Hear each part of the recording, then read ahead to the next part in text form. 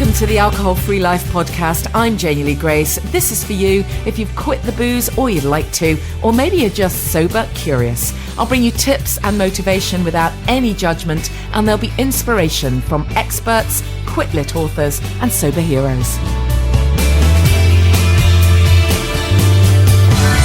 Hi and welcome. This is Janie Lee Grace with the podcast. I hope you've had a great week. The stuff about Elton still rocks on, doesn't it? I found a pic. I'd completely forgotten that I had a picture of when one of the times Elton came in to Radio 2 when he donated one of his beautiful pianos, the Elton John piano we call it. So we now have it in the green room at Radio 2, and lots of great bands do sessions on that piano. And I'd completely forgotten that he did a pic with us.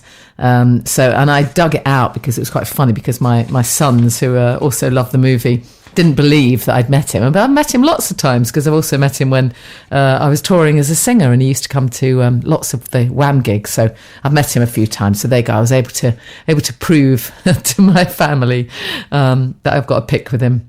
So I put that on Instagram this week. And the really cool thing was that I got a great message from, I've got a few messages, which is always lovely, by the way. Thank you so much for the feedback. But I had lots of messages saying that people enjoyed the Rocket Man podcast that I did, just talking about the kind of themes from the movie. And then one person emailed me or messaged me and said that because of the podcast, it really resonated with them what I'd said about family constellations, and they were going to look into booking. They'd found someone local to them, and they were going to look into booking a session. So that's just amazing. I'm absolutely thrilled to bits. That really is cool. So if you didn't hear that podcast, maybe go back, check it out. And if you want to sort out your angst, then there's no finer way than family constellations. And the ones that I recommend are there in the show notes. But wherever you live, I'm sure you can find someone who can help you out with that. On to today's podcast. I've got not one, but two guests. We've collaborated with a fantastic drinks brand, Nonsuch Shrubs. It's a great name.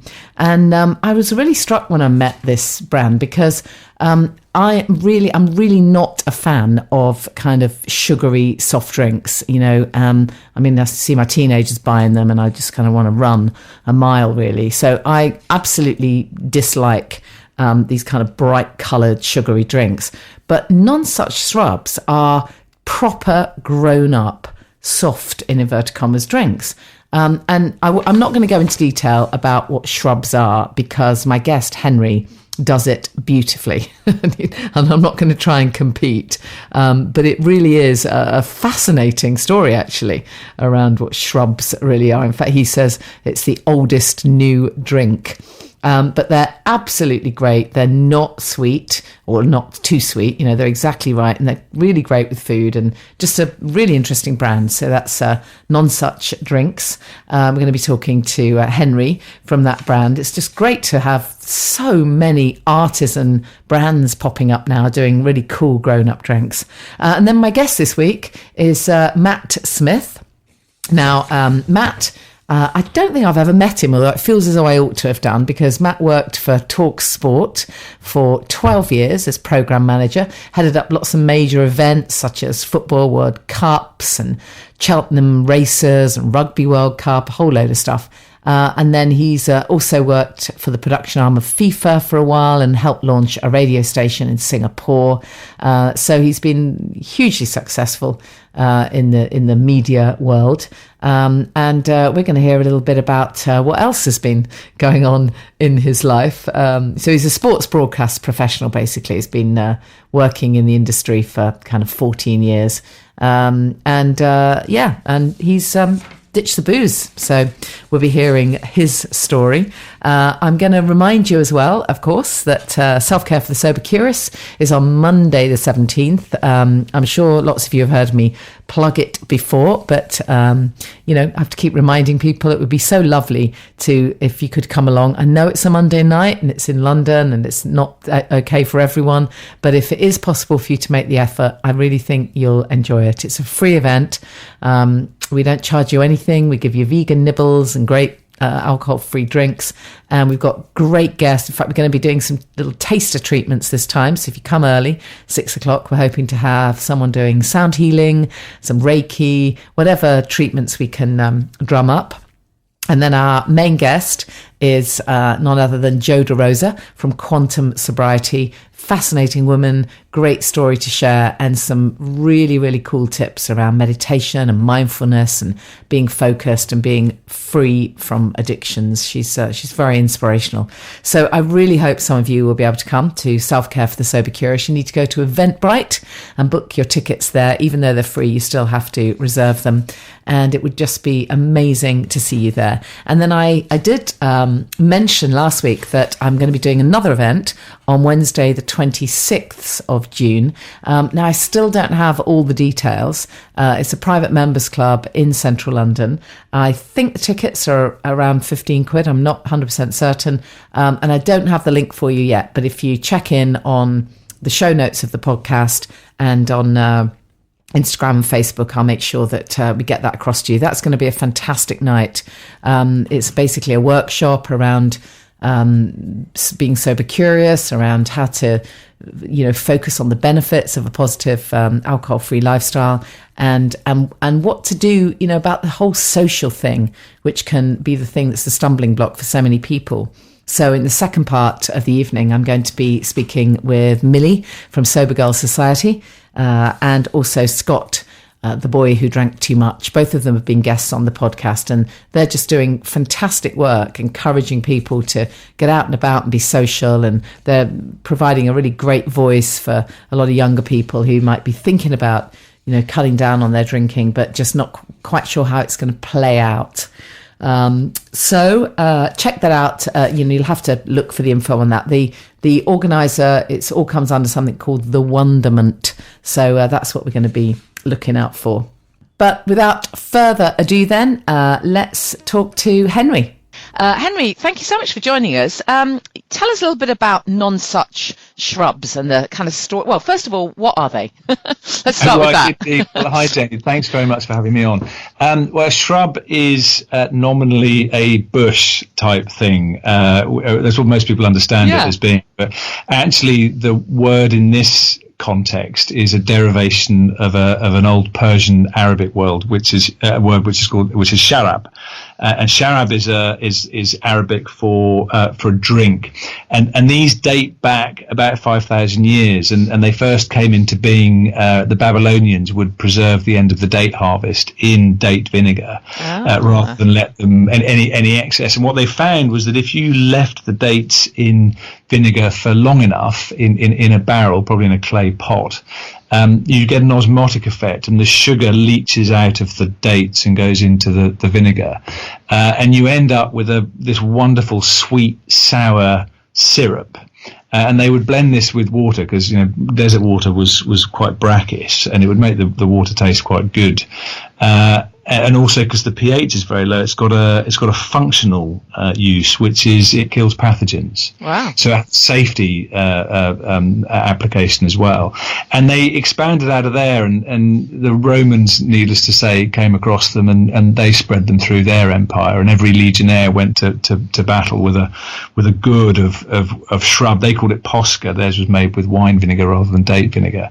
And the story in the Bible of Jesus being fed vinegar or given vinegar when he was on the cross it was actually a shrub that the legionnaire would have mixed with water, and it was that reason that they could drink any water en route, and it helped with the pathogens, and it had vitamin C in it, so seafarers started using them as well. And it says a very long history. We call it in this whole, we've got lots of new drinks coming onto the market. We're calling it the oldest new drink because it has been on for millennia. So tell us about Nonsuch Shrubs then, and we know about that history then. How do you make? I mean, what are your drinks, and how do you make them then? Well, we took the basic ingredients. I mean, the journey for me personally was giving up drinking. I mean, I do drink, but I gave up drinking for the first time. I can't even remember. I think it was a Stoptober month for us. And I'm lucky. I find it quite easy to stop drinking at the drop of a hat.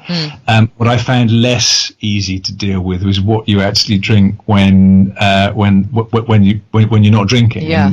We're very bored very, very quickly. And I've got a cider vinegar background because my family was Aspalt cider vinegar. And I've always known, this is the vinegar link for me, and we'd always known that the Victorians would make really interesting summer fruit cordials using vinegar, which they would then mix with water, and they'd drink them as summer refreshers. So I used that as the basis to start off with. And it was an interesting exploration because also we made a lot of cider, and the interesting thing about alcohol, apart from the fact that it's the psychoactive element of an alcoholic drink, is that actually it's a really, really good ingredient just from a taste perspective and a flavor perspective, because it gives body and it gives mouthfeel and it carries flavor, and it's actually quite savory, and you can get some heat and it helps with finish. So when you take alcohol out of an alcoholic product, it actually hollows it out completely. There's no middle palate to speak of. So my idea was to start from somewhere else and say, well, what is it that the alcohol brings, and can we replicate it with other ingredients? So we use fruit sugar to give the mouthfeel. The vinegar's in there primarily just to balance that sweetness off, to give it a drinkability. And then the savoury element comes from putting a herb in, be it basil, be it garden mint, be it juniper, or cassia root in our blood orange drink. And that gives it the savouriness that then begins to make it start behaving like an alcoholic drink. So that's really what we do, is we're pulling those four elements together using the best ingredients we can get our hands on. And putting in, and the real holy grail for us was making a product that would go well with food, because that's another thing about alcohol, is it matches up to food. So we needed quite big body and mouthfeel to go with flavors when you're having something to eat. So how would you describe the sweetness of the product? And just remind me again. I know you just said, but what is this? Where is the sweetness from then in your? All the sweetness is the fructose of the fruit. Okay, so it's fruit sugars. It's fruit sugars. Every single one's got apple juice and the nominated flavour. So there's peach juice, there's peach and apple, there's blackcurrant, and apple, there's sour cherry and apple. And that's where all that comes from. So there's no added, I say unnatural sugars. Processed sugars tend to be a bit cloying and tacky, and they add a lot of sweetness, and a lot of mouthfeel, but they then just become that sticky sweet thing that most of us complain about when we are drinking a drink somewhere. And you've got kind of you're also in kind of little bottles. I mean, how much would you recommend somebody drinks, as it were? Would you sort of have an average wine glass full, or what would you recommend? It's a 250 ml, so it's just under half a pint. And we'd say serve in a wine glass. I mean, it depends really. I mean, the peach and basil's an interesting case in point, because if you drink it on its own, even I think it's a bit sweet, but actually, if you drink it with food, it needs to be that sweet to stand up to the flavours that you'll be eating. So, tomato mozzarella salad is a classic. I don't know of any drink that goes better with that than our peach and basil. But I would then serve it, if I was serving it as an aperitif, I put lots of ice in a glass, pour it over, and then put a nice big squeeze of lemon in, and it just sharpens it up a bit, so it gives it a better drinkability. And something like blackcurrant, it's got a natural sourness in it anyway, so you don't need to do something like that with it. It'll stand up very, very well on its own. Yeah. Just talk us through I was just going to say, just tell us about each of your flavours then. You've mentioned a few, but just talk us through each of them. So peach and basil, nice, beautiful golden colour. It's got it's got quite an intense herby aroma without being overpowering. And the idea is it's meant to be hints of, rather than smack you in the face. All these things need to meld together, and the peach and basil does that, I think, extremely well. It's a really good all-rounder. The blackcurrant and juniper it's got a nice green. Juniper is not juniper as we expect to smell in gin. Juniper natural or not actually green juniper, which is what we use, is actually quite green and spicy. And I love this because, I mean, if you are into game at all, this is just fabulous. I mean, venison in particular, because, you know, fruit goes really well with venison, juniper goes really well with venison, and we've got both in one place. And it just comes alive when you eat it with a bit of venison. Great with root vegetable gratin as well. But I love the spiciness on that. It's got a great drinkability. Sour cherry and garden mint. Sour cherry is an interesting liquid because it's got a really nice soft tannin in it. And a sort of drying tannin. So it's a couple of people have drunk it and actually said it reminds them of drinking. The taste is like drinking a good Beaujolais. And then you get that mint, you know, and actually one of the flavors that you get, aromas that you get in red wine sometimes is that just slight hint of mint. Yeah. You don't know it's there until somebody points it out to you. So it's very, very subtle. Right. And then the blood orange and bitter lemon, which is what we call it our crowd pleaser, really think St. Clement's, you know, which is the orange and bitter lemon, and it's orange and blood orange with lemon, and then we use a root, a cassia root, which is incredibly bitter. But that citrus sweet bitterness is just absolutely wonderful. You drink it like, I think of olive tapenade for a tapas, or rosemary polenta. It's great combinations, but really, really refreshing and drinkable at the same time. So that's the range at the moment. We're about to launch some syrups. Okay. So you can actually measure your own measures out. So the blood orange and bitter lemon is going to come as a syrup, and then we're doing an apple and cardamom as well, which is works incredibly well with a lot of tonic waters as well. So sort of behaves a bit more like a spirit in terms of how you serve it, but it drinks extremely well as well. We ought to say as well, I mean, the bottles look beautiful. I mean, honestly, it's worth having them on your shelf just because it looks so good. Well, it's beautiful packaging, and the colours are just amazing, aren't they? We buy with our eyes. We wanted to go into a clear bottle because I think you want to see what it is that you're drinking. The colour, yeah. Have a slight sediment in some of them because that's the nature of the product. And there was a part of us that thought, well, do you just filter it all out? But you then worry that you lose mouthfeel and you lose flavour by overly processing it. So it needs a slight gentle shake just to lift the sediment up, but it doesn't affect the flavour of the product. So you know, they're vibrant. The labels are vibrant. We wanted it to be a joyful product because, you know, I think one of the pieces that I've always found I find very interesting about the debate around alcohol is the social ritual and actually how we behave around alcohol and amongst ourselves. And I've worked in drink and drugs rehabilitation for a lot, and it's quite interesting when you work out actually what are the reasons that people do drink. Yeah. And a lot of the reasoning is actually, you know, alcohol does release dopamine, and dopamine is it's a thing that helps you to relax. I think it's one of the arguments that, you know, drink a glass of red wine each day, that's enough alcohol to release the dopamine. But in fact, if you hang out with friends and colleagues and loved ones, that releases dopamine as well. So it's a bit misleading to say that alcohol is the catalyst to that, because actually just hanging out with your friends is too. Yeah, absolutely. So what would be the plan for these drinks then? I mean, obviously we can buy them from you. I mean, would you like to see them available in pubs and clubs? I mean, or are they already? No, we're working very closely with a few outlets. I mean, it's one of the challenges that we have with a product like this is the raw materials make it a very expensive product to make. Yeah. Which means it's a very expensive product going into the distribution channels. And the distribution channels have always worked a fairly sort of standard set margin expectations. And the margin expectation that you'd expect in in inverted commas soft drink make this a really, really difficult product to sell at retail, because, you know, you translate it comes out to about £7 a bottle. We've been working very closely with a lot of outlets who have a good food offer, and And you ask them, if you get a group of 8 people who come in of a say Thursday lunchtime, and 5 of them aren't drinking because they're driving for whatever reason, what would they normally drink with their food? Well, probably tap water in a lot of cases. Yeah, exactly. So the bar may as well sell them something, right? But and even at a reduced margin from a soft drink, it actually still yields a decent margin. Definitely. If you were to consider it was more akin to alcohol. Yeah.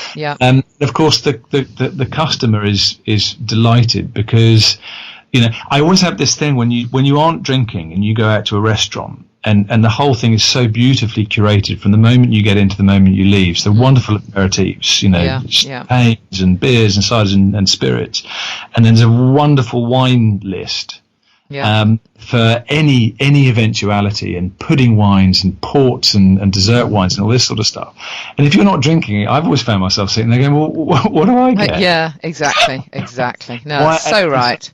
It's great to have a proper grown-up alternative, isn't it? Yeah, exactly. And it wouldn't just be about it being shrubs. There are great kombuchas that you can drink like a Prosecco. Yes. And there are some really good alt spirit drinks that could be drunk as aperitifs as well. There's a couple of products coming onto the market really going for this, it matches with food. Yeah. I think that the landscape is shifting. That's really where we want this to be sitting, is in that sort of arena of this is it's interesting when you talk to people about how the non-alcoholic market is moving so fast, and I liken it very much to the vegan market, in that so many more people eat vegan at the moment. It's so much easier to get, and the reason they do it is because it's so much better vegan food now than it was even 4 years ago. Absolutely, it's very similar, isn't it? The tide is turning, isn't it? Which is great. Absolutely. And I love the fact that you go to restaurants now, and the vegan and the non-vegan, the vegetarian, it's all on the same menu. Yeah. And I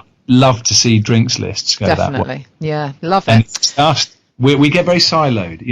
We're just making everyone's making great drinks, and that's what it should be about. Some of them don't have alcohol in, and that's simply the difference. Yeah, cool.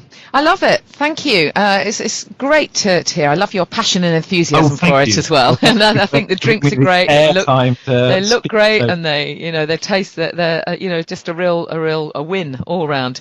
So just remind us of the website then. www.nonsuchshrubs.com. All information is on there. We haven't got stockists on there at the moment, but that will come soon. Great.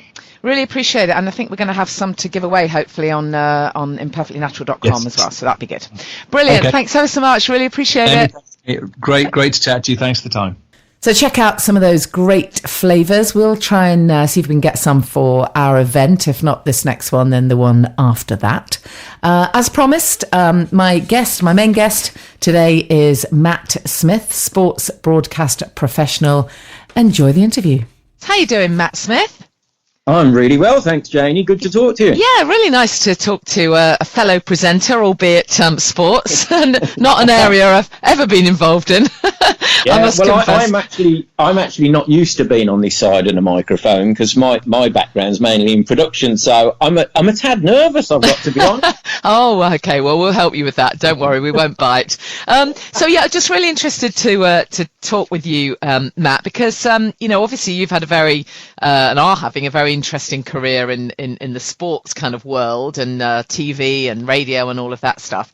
But just tell us a little bit about your background, and then we'll talk about how alcohol or ditching the alcohol kind of comes into that.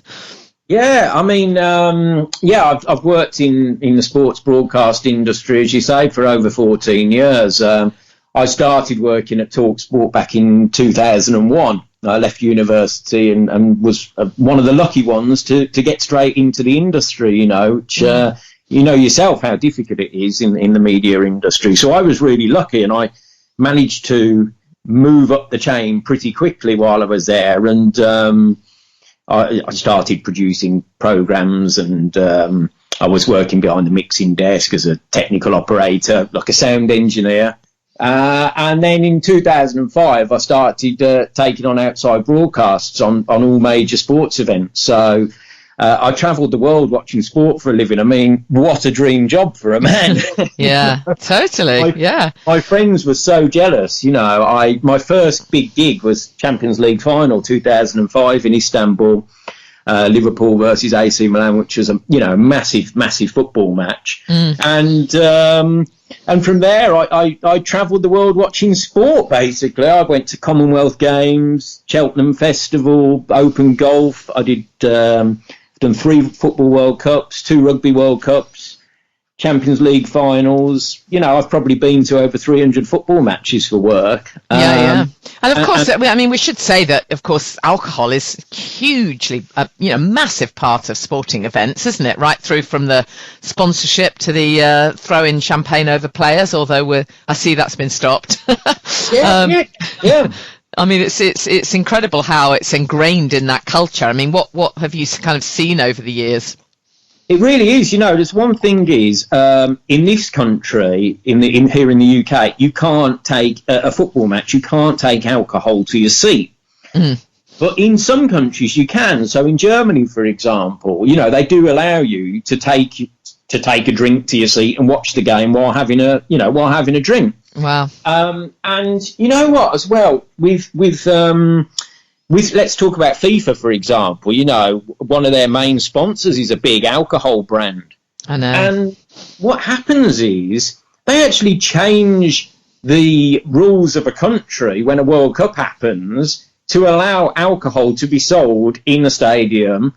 So you've got this huge organisation in FIFA who goes to, let's say, Brazil, for example, back in 2014 and says, we're going to bring the World Cup to you, but you need to change the laws so that it allows the supporters to have a drink at their seat. It's kind of unheard of in any other thing. You wouldn't, absolutely. Have an organisation changing the laws of a country, would you? No, absolutely not. It's bizarre.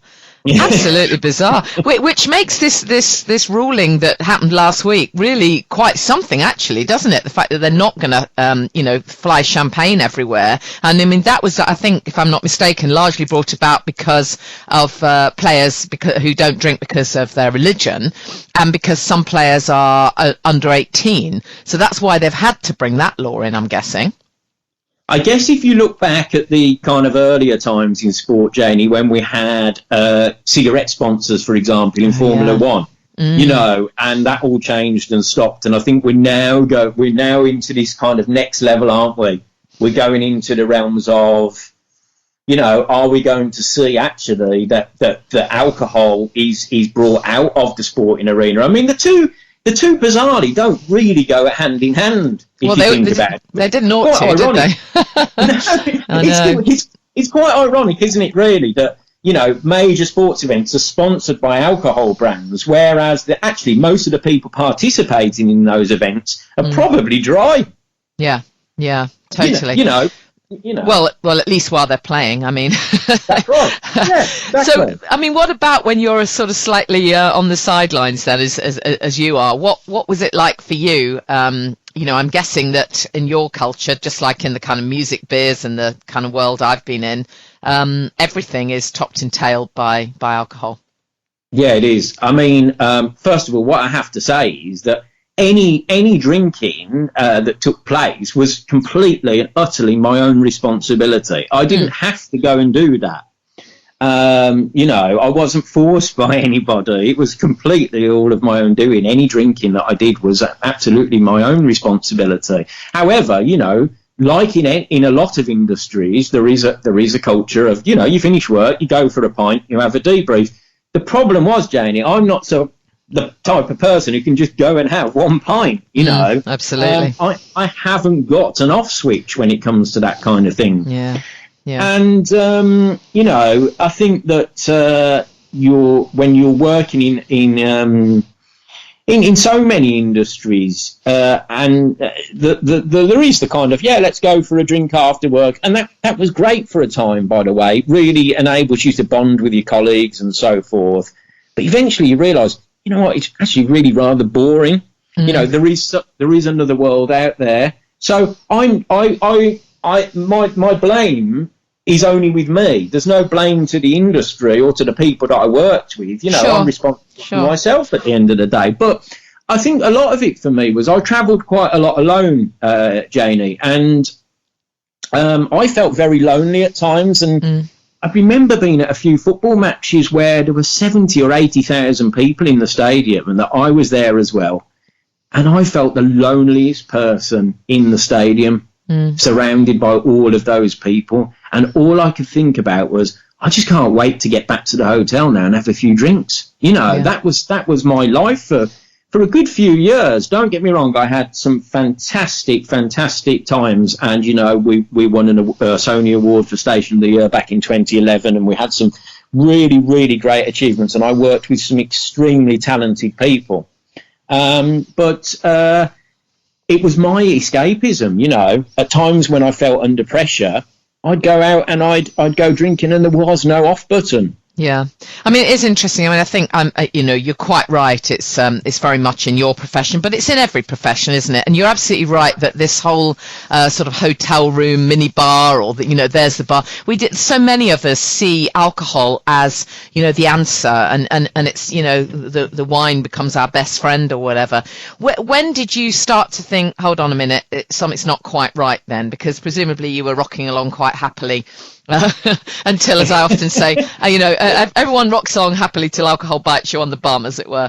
So what point did that sort of, or maybe, I don't know whether you had a rock bottom moment or whether for you it was much more gradual. Yeah, no, I did have a rock bottom moment. And also, you know, when people say, when did it actually happen? I didn't even think I had a problem. This was the point. I was in so much, I mean, I don't want to trot out all the cliches, Jamie, but I was in so much denial and delusional. And I didn't feel I had anybody to talk to. And that's one really important thing that I'd like to touch upon at some point. But what happened for me was I was working at a major tournament in 2012 at the European Championships football in Ukraine and Poland. And we just started the project. It was something I was completely used to. I'd done major events before. And I was due to go to the opening ceremony and basically head up the production on the ground there with about 10 of my colleagues. So quite a lot of us and quite a lot of responsibility for me. And I walked up to the stadium and something clicked inside of me was, I don't want to do this. And I turned around, walked out, went to a hotel, which I knew, and just started drinking. And 2 days later, I ended up coming home to England. I went and stayed with a very, very kind person and a very good friend, a former professional cricketer as well, who took me under his wing. He understood a little bit about, you know, what I was going through, kind of thing. And then my employer at the time, TalkSport, they were fantastic, by the way. They sent me to counselling. They gave me plenty of time off work. But I just couldn't stop, Janie. You know, I just could not stop. You know, I remember having a meeting with one of the very senior executives and said, we want you to come back to work, but you have to stop this. And I just couldn't stop. I didn't know how. So hold on. Can I just ask you quickly, Matt? Was it binge drinking at that point then, or were you drinking every day? I mean, not that it makes any odds, but just out of interest. No, I was pretty much drinking every day. Right. Yeah, okay. I was drinking every day, but I wasn't waking up in the morning and hitting the bottle straight away. I was actually more excited about the fact that I was going to have a drink later in the day. It wasn't actually the drinking itself, if that makes sense. It was that kind of obsession to have a drink. Yeah. So how come you weren't just sort of seen as a completely functioning then, and how did you not manage to get away with it so that they didn't know, as it were? Well, that's a good point, because I'm actually, you know, I didn't just have a drink problem. I was a gambler as well. I gambled a lot, you know, so it's another part. You know, I won't talk about that because that's what we're here for, but that was another part of it. And you know, it was all came down to this kind of escapism. And, you know, my behaviour, really, although I was very functioning, as a lot of people who go through these things, I was highly functioning and still doing my job. But I think that I'd created this kind of illusion of myself, if you like, and I just couldn't keep that illusion up anymore. something broke inside me. But actually, it still went on for another couple of years after I left TalkSport. I went and did some other jobs, and I went to Singapore, and I worked out there for a while. But the problem was I was still doing it. And even though I was going to another place, I was still taking myself, if that makes sense. So I hadn't done anything to make myself feel better. I think I heard you say in one of your other podcasts, and it really resonated with me, that waking up at 3 o'clock in the morning, oh, I've done it again. Yeah, absolutely. That all the time, Janie, every day, that feeling, I just couldn't take it anymore, that feeling. But I didn't know how to stop it. Yeah, absolutely. I mean, it's really interesting, isn't it? Because I think there are just so many people in this position who are, to all intents and purposes, successful, perfectly happy, well sorted, and then there's this one secret. It's a secret. That's what it is. It's this massive secret, and with all your powers, they are many, you can't seem to crack this one thing. And the issue, and I'm sure you must have felt it, is around the shame that you feel. Because at that point, you don't realise just how many other people are going through and have gone through the same thing. You think it's only you. And I don't know whether you were, the same as me, but if you were, you would have felt, you would not have resonated with the kind of dramatic rock bottom, person who's in the gutter. You aren't that person. So who on earth are you? At the early stages, you often don't recognise that there are all these different grey areas.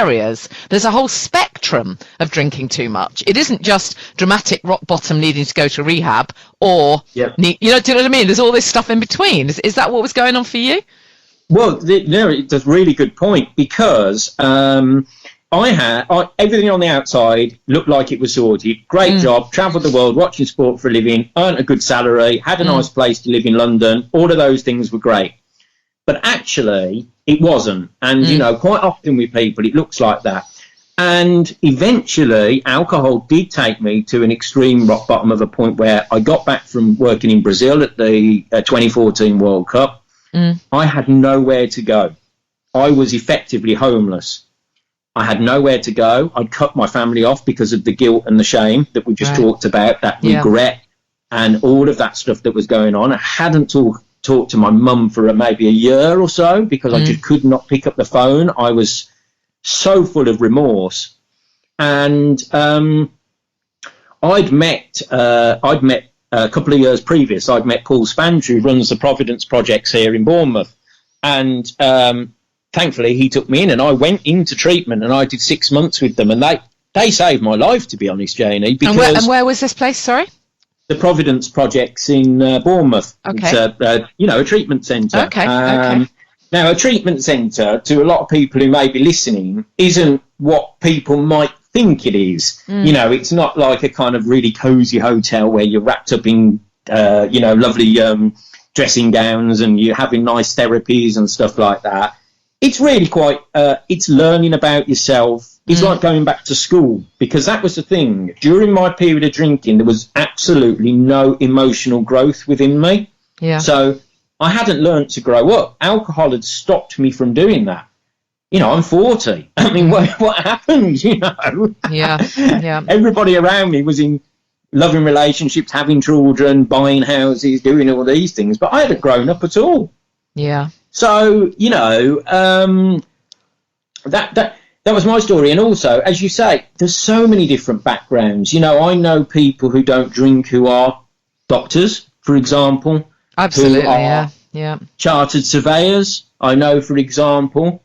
People who work in media, loads and loads of different people, and for many, many different reasons, whether that's a rock bottom, or maybe they just want a change of lifestyle, or health reasons, whatever it might be. There's a real movement now, isn't there? This is fantastic. That people are now moving into this. We can live an alcohol-free life. Absolutely, we can. I mean, I think this is, just to go back to what you were saying about how you felt you didn't have anyone to talk to. Just tell us a little bit more about that kind of feeling. I had one really close friend who I used to work with, who probably will listen to this as well, so he knows who he is, and he had some understanding of what I was going through somebody else who he knew had kind of given up alcohol. And he'd been there for me all the way, but I couldn't even talk to him at the time. I was actually telling quite a lot of lies to try and cover the regret and the shame and the guilt, and almost like putting myself into trying to create an illusion that it wasn't all happening, but it was actually really unraveling right in front of everybody's eyes, apart from my own. But I didn't feel like there was anybody I could talk to. There wasn't anybody that would understand or that I could kind of identify with. But actually, on reflection, that's probably because I didn't want to connect with those people. Yeah. It wasn't that they weren't going to listen. It was that I didn't want, because I think, as you said earlier, it's this big secret, isn't it? It's this big secret that you're hanging on to. But there was no need to hang on to it, And actually, when I tell people now, so many people say, well done, turning your life around. I'm not looking for any affirmation, by the way, from anybody. I just, perhaps that if somebody hears my story, something might resonate with them to be able to move things forwards in their life, Yeah. So you went to the treatment centre, and what kind of things did you learn about yourself there? What did you uncover that helped you to sort of move forward? I learned that I was extremely sensitive. I was a bit of a baby, actually. I learned that I had no growth emotionally whatsoever. That I was selfish. I never did anything for anybody else, actually. But interestingly enough, it's interesting you say that. I really think that alcohol makes people much more selfish than they would otherwise be. I find that a really interesting. That's such an interesting benefit of giving up alcohol, is that you become so much more kind. I really believe that. Sorry, Gary. You're absolutely right, Janie. You do become a lot more kind, and I think it was probably within us anyway that we're probably quite kind people. Absolutely. I think I was as a child. I think I was always quite kind, but I lost that during the drinking times. Yeah. And they taught me at the treatment centre to kind of that self-care, to love myself, to be confident. They put an arm around me, actually to say, we're here to help you, and I stayed there for 6 months and learned to bond with other people from a range of different backgrounds, a range of different rock bottoms. And, well, you know what? The best experience of my life it was. I owe them so much, that place, because they really taught me to get out there, do something for other people, learn to look after yourself, learn to have strong boundaries, and find a different way to live without alcohol. Now, you and I both know that we probably have got many, many different things that we like to do that don't involve alcohol.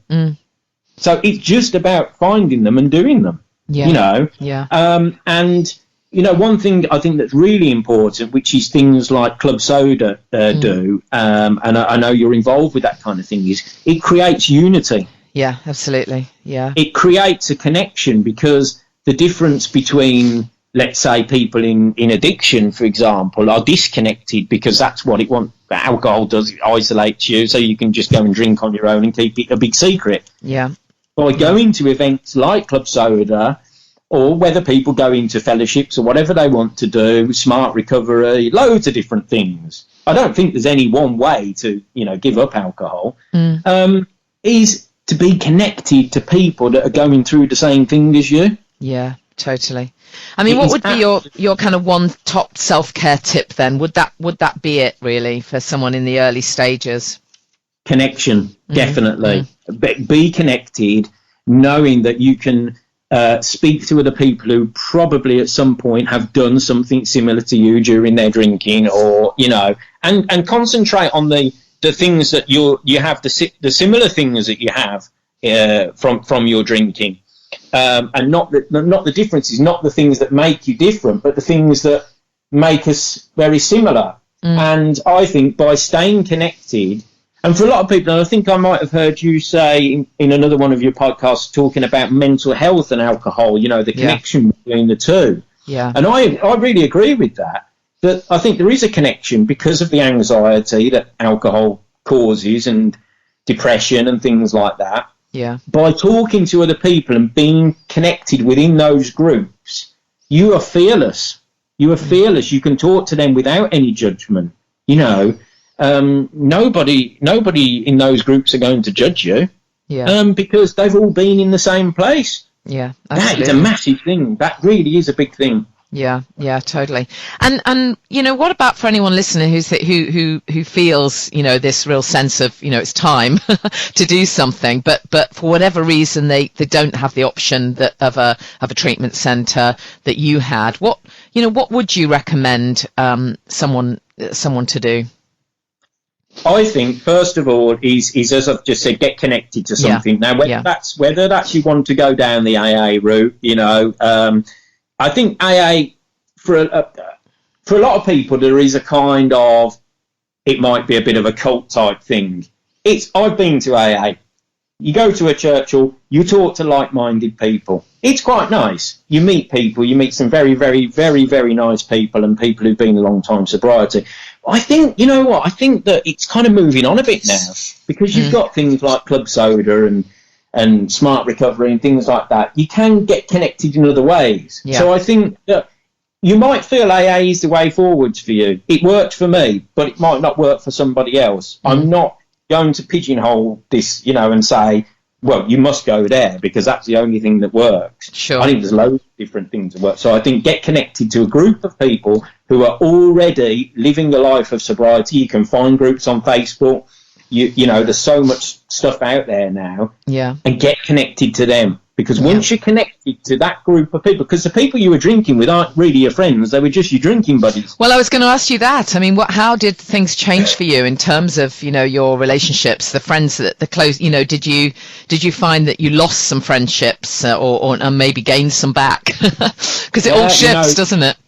It does. I mean, I lost a lot of friends, Jamie, through drinking, and there's a lot of regret there, and still some guilt and shame 4.5 years on. I'm 4.5 years sober now, and there's a lot of regret, but I've made some new friends, and some of them drink, not they drink, maybe they just go out and have a pint once a week. Some of them don't, but what they all understand is that, and they all respect me for what I do. Yeah. And I've made some really loving, caring friends who are so supportive. I mean, beyond my wildest dreams, because I never really had any friends when I lived in London for 12 years. I was very, very lonely, and I didn't really have any friends when I was there. I found it very difficult to maintain relationships, and I think that when you get sober, it comes quite naturally, actually. You have this clarity, don't you? You have almost like a sixth sense of how to have relationships with other people. But I really did have to rebuild from the bottom. I mean, I haven't worked in the media industry for a few years now, but I'm making inroads into going back. Actually, I've got an interview on Wednesday, so I'm really happy about that, because it took me a lot to get over my fears of going back to an industry where I felt that, a lot of stuff happened for me. So now going back into something with a completely clear mind and the emotional growth and the things that I've learned and the way that I can deal with people and talk with people and have empathy and understanding and compassion and all of those things is fantastic. I mean, wow, what can, if you can achieve things when you're drinking, imagine what you can achieve when you're sober. Yeah, I mean, I think it's great that you are, heading back into the industry because, obviously you can now be the leading light for for people who want to be sober, and I think that's great. And I think everything you say is absolutely right.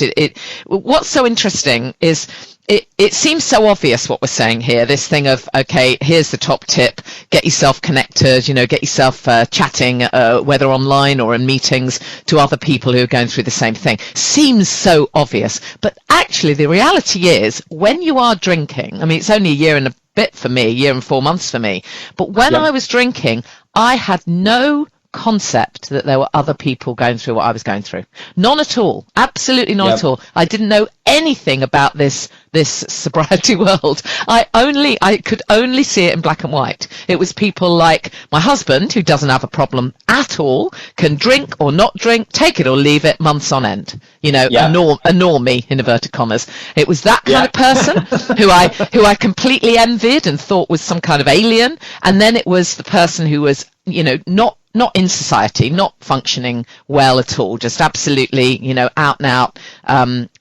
dependent on alcohol. And neither of those people were me. And I had no concept that there was anyone in between. And I think if I do nothing else with this podcast, I'm going to spread that message that there's so many of us, and there's this amazing whole sober world and all this support and community. I mean, that's the thing that's just mind blowing, isn't it? When you're in that, you don't realize that this world out there. Well, you're absolutely right. And quite often I look online and I read online about, you know, various people who are sober. Anthony Hopkins has been a long time sober. Oh, yeah, long time. Yeah. A long time sober. The amount of celebs is incredible, and they're all starting to crawl out the woodwork now as well. I mean, we wonder why they look so good, and then it pops up that they're so, oh, yeah, that's how you look so good. I get it now. Well, that's right. You know, I was reading about Gerard Butler last night. A lot of people know about Russell Brand, highly publicised, you know. Yeah. And people are coming out now and they're spreading a message saying, you know what, we can live a life without alcohol. Yeah. And you know what you said about that kind of having no idea that it was out there, I completely agree with you. I had no idea whatsoever that there was this whole kind of movement of people who don't drink. Yeah. And I thought, well, how do I connect to that? You know, and luckily I got connected to it through a treatment centre, which a lot of people won't have that luxury. You know, I understand that, and I'm very, very grateful for what I was given. But there's also some really good stuff out there at the moment. I've just seen recently there's a holiday, like a holiday trip you can go on for people who are in sobriety. Yeah. There's all sorts of things happening now.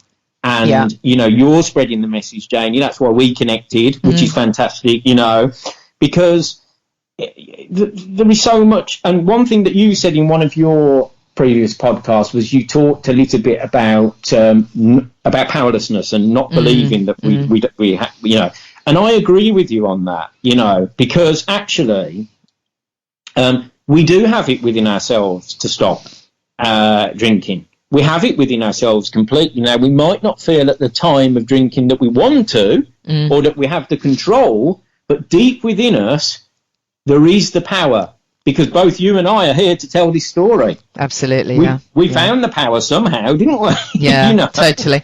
Tell us some of the benefits that you've found. I mean, you know, we could talk for an hour on that, but just give us your top 4 or 5 benefits of not drinking.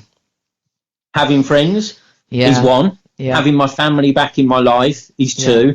Having peace of mind, not waking up at 3 o'clock in the morning with clarity. Now, for anybody who is thinking of giving up drinking or is really struggling at the moment, one thing is your sleep pattern struggles for a few weeks. Yeah, it does. It really does. Yeah, it's worth saying that, isn't it? Yeah. It is, but it does get so much better. I sleep 7-8 hours a night now and I don't wake up once. Yeah. You know, I wake up every morning without thinking, what did I do last night? Oh, who did I say that to? Or what message did I send to that person? I don't wake up like that anymore. I wake up with complete peace of mind. I've just got back from a trip to Mallorca. I went for a few days by myself on a solo trip. Lovely. Soaked up the country, soaked up the atmosphere, and I didn't need to drink. You know, I loved it. My eyes are open. Those are the benefits. My skin.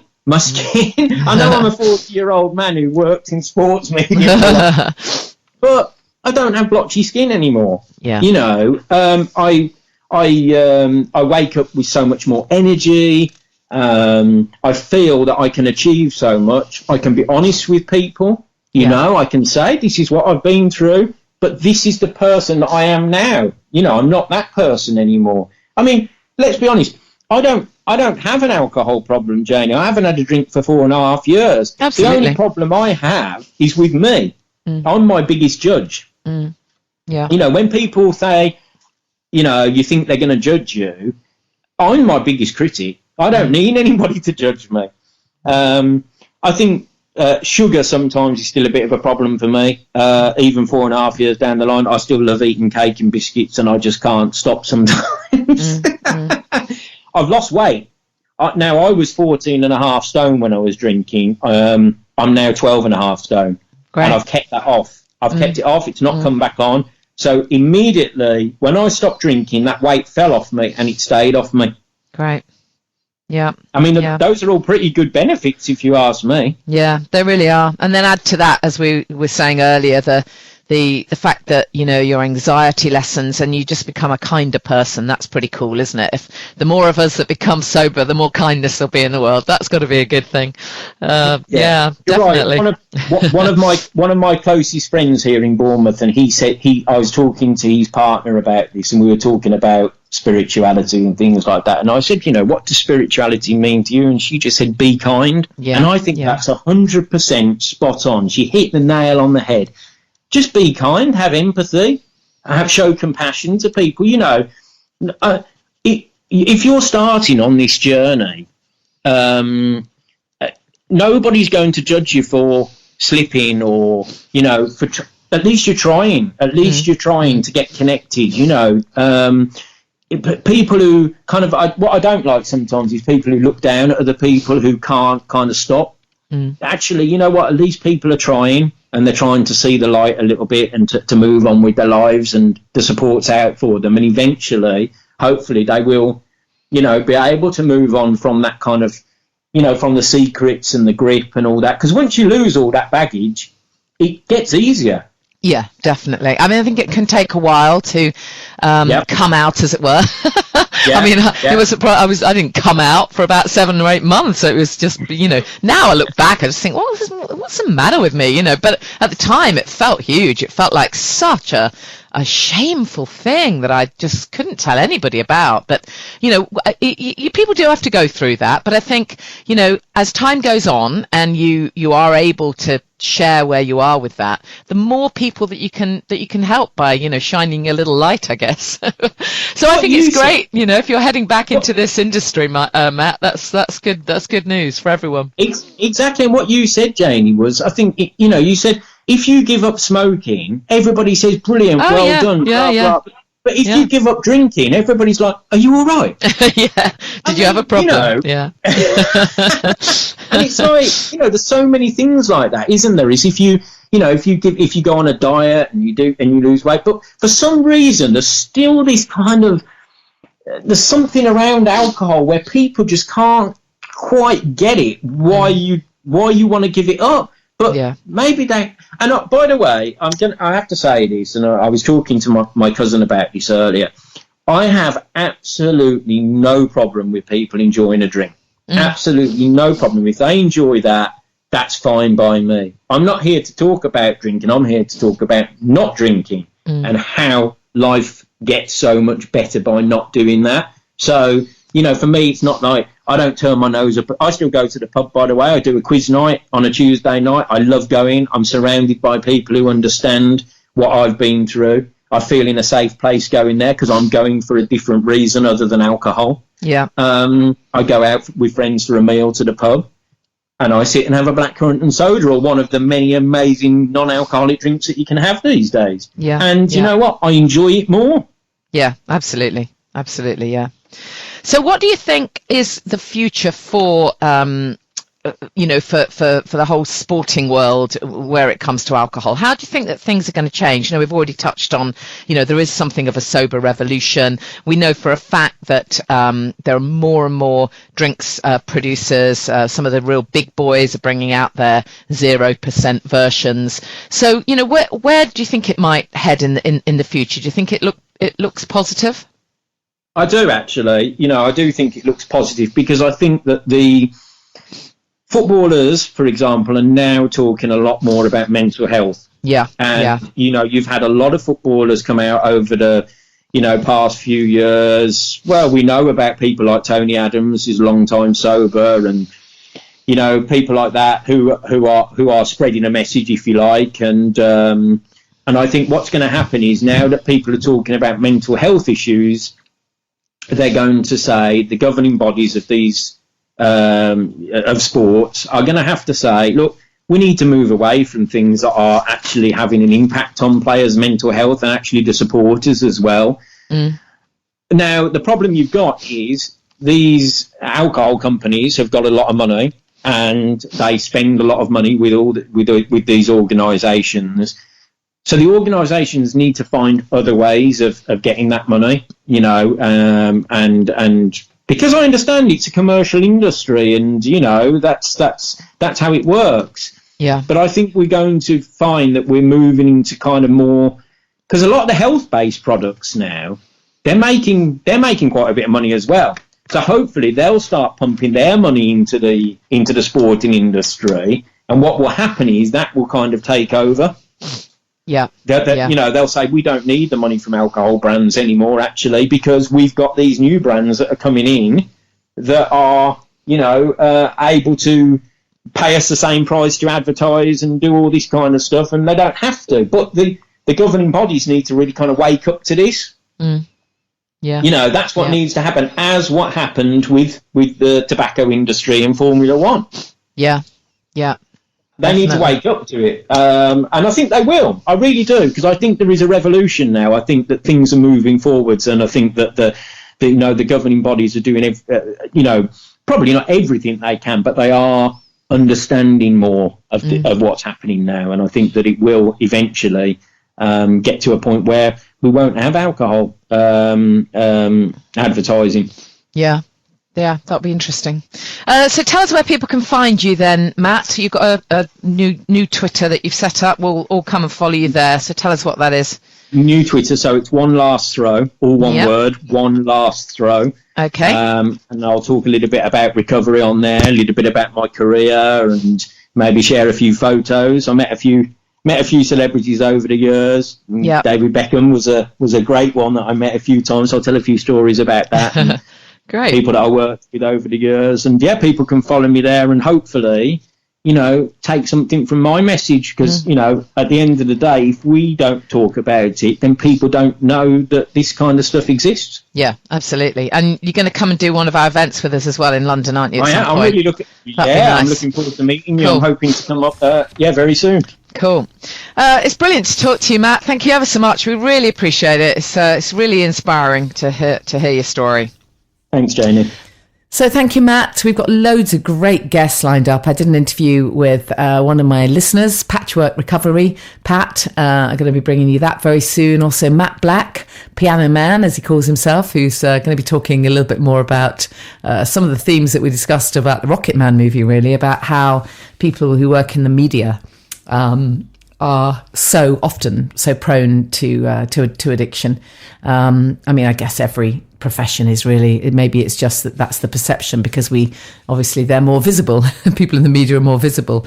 Actually, when I was speaking with Richard from Alcohol Change UK, he was saying that the medical profession has some of the highest rates, actually, of people who have a tricky relationship with alcohol. So I think there's probably an awful lot of work to be done across all industries, because interestingly enough, also, I'm doing my TED Talk, as you know, the TEDx talk in Norwich on July the 13th. And I was speaking with the organiser there who works in education, and he was saying that there's also a massive issue with people who work in education who are just overly stretched and stressed and turn to alcohol. You might have seen the piece in the press. I might have mentioned it last week. I think it was a Life Search report that said 24 million people in the UK are self-medicating with alcohol or drugs. Scary, isn't it? Scary statistic. And I think it's really interesting. I was listening to another podcast, actually. I think it was 1 Year No Beer. And in fact, I'm going to be interviewing the guys and they're going to be interviewing me. So that's quite a cool trade. But I was listening to one of their episodes, and they summed it up really well, or their guest did, saying that, you know, that's really the kind of the difference between someone who has a problem with alcohol and someone who doesn't. And really it is that thing of, can you take it or leave it? Do you actually have the freedom to not drink? You know, do you have the freedom to absolutely choose? And I thought that was quite a good way of putting it, quite a good distinction, whether people really are free from addiction. That happens when, you're not thinking about it all the time. And you don't feel compelled to constantly drink on every occasion. I think one of the interesting things, and yet another amazing benefit of giving up the booze, and as you know, I want more than anything, I want to focus on the positivity of giving up drink. But I think an amazing benefit is that you just have so much more time, and you're able to focus in that time. I mean, I can't remember where I went somewhere this week, and it's somewhere that I would normally go when I was drinking. And, I remembered that in the past, I would kind of plan to, get there a bit early so that I'd have a drink first, and then I'd be working out, okay, well, will I get a drink in the interval or whatever? And it's just so freeing when all of that is gone, and man, you just free up so much time. My self-care tip this week is, we've spoken a lot on the podcast about decluttering, about just clearing stuff out of your life that you no longer need. But actually, this week, my self-care tip is to encourage you to detox the toxic people from your life. And of course, this can be very difficult. And obviously, if they're family members, it's going to be nigh on impossible. But if there are people in your life who actually don't need to be there, perhaps you were friends with them when you were boozing it up all the time, or maybe they have kind of hung around you like a bad smell for a lot of years, and actually they drain your energy, then my self-care tip is find a way to put some boundaries in place around those people, because we're only human, and we can only give so much. And I think sometimes people who are really kind of toxic to us, for everyone's sake, we need to kind of try and cut the thread there, cut the cord. And we need to do it, in the kindest way possible. But it's really worth thinking about. I've been thinking about this a lot, and how my life has changed since I've stopped drinking. And one of the ways it's changed is that I no longer put up with dickheads, quite frankly. There were people that I used to think I was best friends with, and sort of sit, talking for hours and hours on end. And actually, when I think back, the only thing we even vaguely had in common was that we could, probably kind of drink each other under the table. But that's no basis for a relationship. And actually, when the scales fall away, when the booze eyes disappear, you realise that there's nothing very solid there, and actually it doesn't leave you with a great feeling. So there's the self-care tip. It's a bit of a sober one this week, isn't it? Sober in a different sense. Ditch the toxic friends. So thank you so much for listening. As you know, you can find me at Janie Lee Grace on Instagram, on Facebook. You can email me, janie@janieleegrace.com. We have a little PDF of resources, some cool little juice recipes and bits and bobs in there. You're very welcome to have that. Just drop me an email. And really looking forward to seeing some of you at Selfcare for the Sober Curious. I really hope some of you can make it. Next Tuesday, by the way, just in case anyone's in London, I'm doing a talk called Ditch the Toxins. That's on Tuesday, the 11th of June, as part of the Flourish Festival. That's at a place called Hello Love in Holborn.